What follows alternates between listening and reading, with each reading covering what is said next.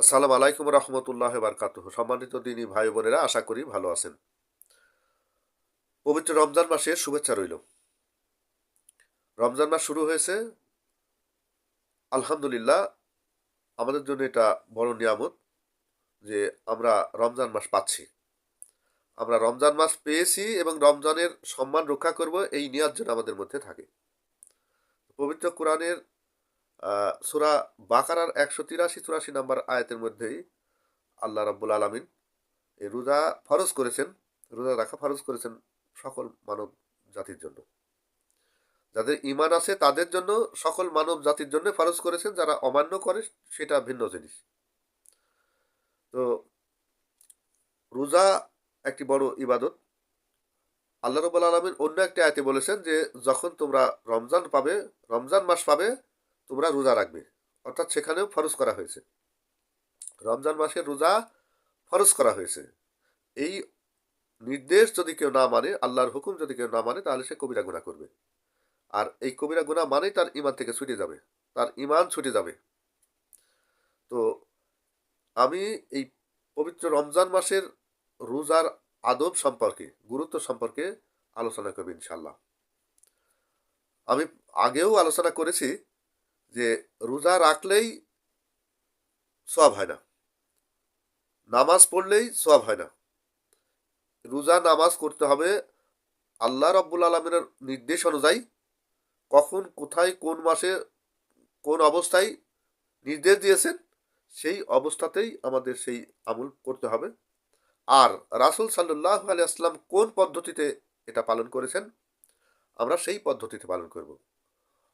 এটা যদি না করি, আমাদের মন গড়া পদ্ধতিতে পালন করে থাকি, তাহলে সওয়াব তো হবেই না, বরং পাপ হবে। অতএব আমরা যদি আল্লাহর হুকুম পালন করতে চাই, পবিত্র রমজান মাসে রোজা রাখতে চাই, তাহলে অবশ্যই রাসূল সাল্লাল্লাহু আলাইহি আসলামের পদ্ধতি অনুযায়ী আমাদের রোজা রাখতে হবে। তো আমাদের সেহরি খাওয়া, আল্লাহ রাব্বুল আলামিন সেই সেহরি খাওয়ার হুকুম দিয়েছেন। তো সেহরি খাওয়া কখন খাবো আমরা, সেটা আমরা সবাই জানি। তারপরেও একটু ছোট্ট করে বলে রাখি যে আপনারা যতক্ষণ দেখবেন যে পূর্বের আকাশ লাল আভা দেখা যাচ্ছে না, ততক্ষণ পর্যন্ত আপনারা সেহরি খাবেন। আজকালকে দেখা যায় যে ওই আগে ভাগেই, আধ ঘন্টা আগেই সেহরি খাওয়ার কিছুক্ষণ পর পরেই আজান দিয়ে সেহরি খাওয়া শেষ।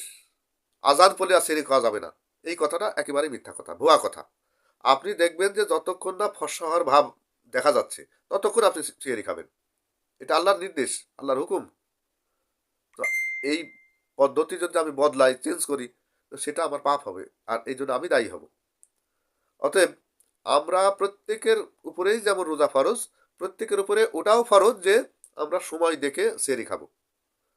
যতক্ষণ না ফর্সা হচ্ছে, পূর্বাভাস লাল আভা দেখা যাচ্ছে, ততক্ষণ পর্যন্ত আমরা সেহরি খাবো। এই অধিকার আমাদের আল্লাহ দিয়েছেন। এইবার সেহরি খাওয়ার পরে যতক্ষণ পর্যন্ত না সূর্য ডুবে যায়, ততক্ষণ পর্যন্ত এই সময়টুকুর মধ্যে আমরা আর কোনো রকম কোনো পানাহার করব না। এটা সবাই জানে। কিন্তু এই কথাটা সবাই জানলেও মানে না যে এই সময়ের মধ্যে, রোজা রাখার সময়ের মধ্যে কেউ কোনো গুনাহ কার্য করতে পারবে না। অর্থাৎ পাপাচার থেকে দূরে থাকতে হবে। কবিরা গুনাহ, ছোট গুনাহ, বড় গুনাহ, সকল প্রকার গুনাহ থেকে আমাদের দূরে থাকতে হবে। এই প্র্যাকটিসই রমজান মাসে করা হয়।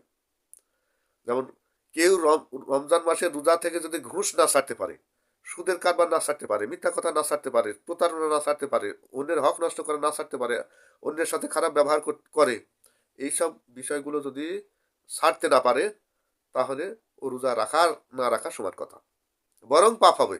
কারণ রমজান মাসে রোজা না রাখলে কবিরা গুনাহ হয়, আর রোজা রেখে এই পাপাচারগুলো করলে আবার ডবল কবিরা গুনাহ হয়। অতএব আমরা যেন সাবধান হয়ে রোজা রাখি, যাতে আমাদের রোজাটা আল্লাহর কাছে গ্রহণযোগ্য হয়। তাহলে আমরা রোজা থেকে যেন কোনো রকম পাপাচারের মধ্যে লিপ্ত না হই। শুধু এইটাই না, আমরা এই প্র্যাকটিসও করব, মানসিকতা তৈরি করব, যেন পরবর্তীতে সময়টাও যতদিন বেঁচে থাকি, আমরা যেন পাপাচারে লিপ্ত না হই। এই প্র্যাকটিসটা রমজান মাস থেকে শুরু করি। তো সেই জন্য বলছি ভাই, আমরা এমনভাবে রোজা রাখবো যাতে করে রোজাটা আমাদের কাফি হয়, কাজে লাগে, আল্লাহর কাছে গ্রহণযোগ্য হয়। আর তার বিনিময় আল্লাহ নিজ হাতে দিতে চেয়েছেন, যে রমজান মাসে যারা রোজা রাখবে এই রোজার বিনিময় আল্লাহ নিজ হাতে দেবেন, ফেরেশতাদের হাত দিয়ে না। তাহলে এই রমজান মাসে রোজার গুরুত্ব কতখানি দেখেন। অথচ আমরা অবহেলা করে এই রমজান মাসে রোজাকে বিভিন্নভাবে ব্যবহার করে থাকি। রমজান মাসে রোজা থাকি কিন্তু ঘুষ কার্য চালায় যাচ্ছি, রমজান মাসে রোজা থাকি সুদের কারবার চালায় যাচ্ছি, অন্যের মাল চুরি করছি, মিথ্যা কথা বলছি অহরহ। এগুলো মুসলমানের কাজ না ভাই। এগুলো যারা করে তারা মুসলিম না, আর যারা মুসলিম না তাদের জন্য রমজান মাসে রোজা না। এই জিনিসটা আমাদের বুঝতে হবে। আর যারা বলে বয়ান দেন যে না সমস্যা নাই, রোজা থাকেন, রোজার কাজ হবে, আপনি পাপ করবেন, পাপের গুনাহ হবে, এটা একেবারে মিথ্যা কথা। ইসলাম এই কথা বলে না, আল্লাহ রব্বুল আলম এই কথা বলেননি, রাসুল সাল্লামের এই কথাকে সমর্থন দেন না। অতএব রমজান মাসে যদি আমরা রোজাই থাকতে হয় তাহলে অবশ্যই সমস্ত পাপাচার থেকে আমাদেরকে দূরে থাকতে হবে।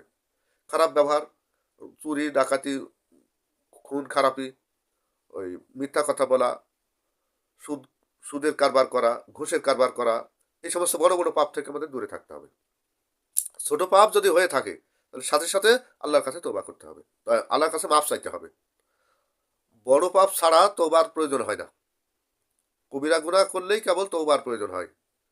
আর ছোট পাপ করলে সাথে সাথে আল্লাহর কাছে মাফ চাইতে হবে, ইস্তেগফার পড়তে হবে। আস্তাগফিরুল্লাহ পড়লেই আল্লাহ রাব্বুল আলামিন বলেছেন তাকে মাফ করে দিবেন।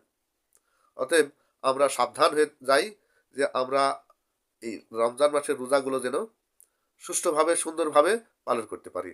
আর আল্লাহ রাব্বুল আলামিনের কাছে এই দোয়া প্রার্থনা করি যে আল্লাহ রাব্বুল আলামিন যেন আমাদের সেই তৌফিক দান করেন, পবিত্র রমজান মাসের পুরা 30টি রোজা যেন আমরা সুষ্ঠুভাবে আল্লাহর কাছে গ্রহণযোগ্য রোজা হিসাবে পালন করতে পারি। সবাই ভালো থাকেন, সুস্থ থাকেন। আসসালামু আলাইকুম রহমতুল্লাহ।